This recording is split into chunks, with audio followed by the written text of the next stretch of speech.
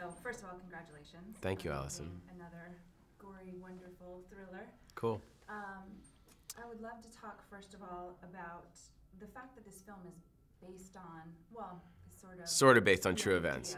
Yeah. So how much of what you guys tell are people's actual stories? Well, everything that happens in the movie is real. It didn't happen to those people in that order.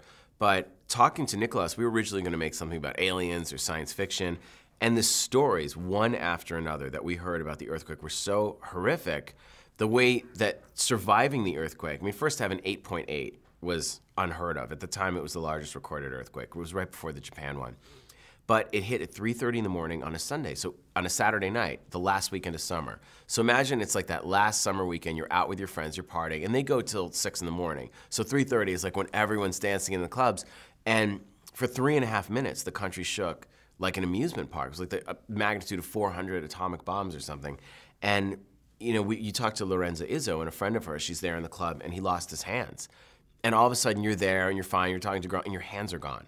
And they have to find the hands, but everyone's drunk, and you don't know when another Aftershock's gonna hit. The Aftershocks were like 6.0s. So the club's about to collapse. People are trampling over each other. The speakers fell.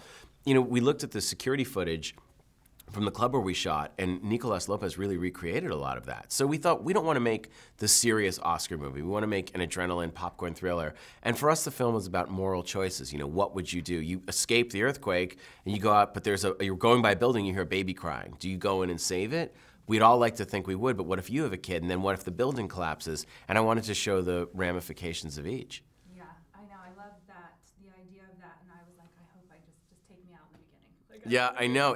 It's really scary because you think the earthquake's going to be the scariest part, but it's really about the fragility of society and the literal and figurative collapse of society. But that happened in Chile. There was a town where there was a tsunami warning, and people freaked out and started panicking. So they called off the warning and said, we don't think it's going to hit. And then 2 hours later, it came and wiped out 2,000 people. The prisons really, really broke open, and the criminals were out. So you know, it turned into absolute chaos because Santiago and Chile's a very modern place. It's W Hotel, it's Starbucks. You'd think you're in Los Angeles or Santa Barbara when you're there.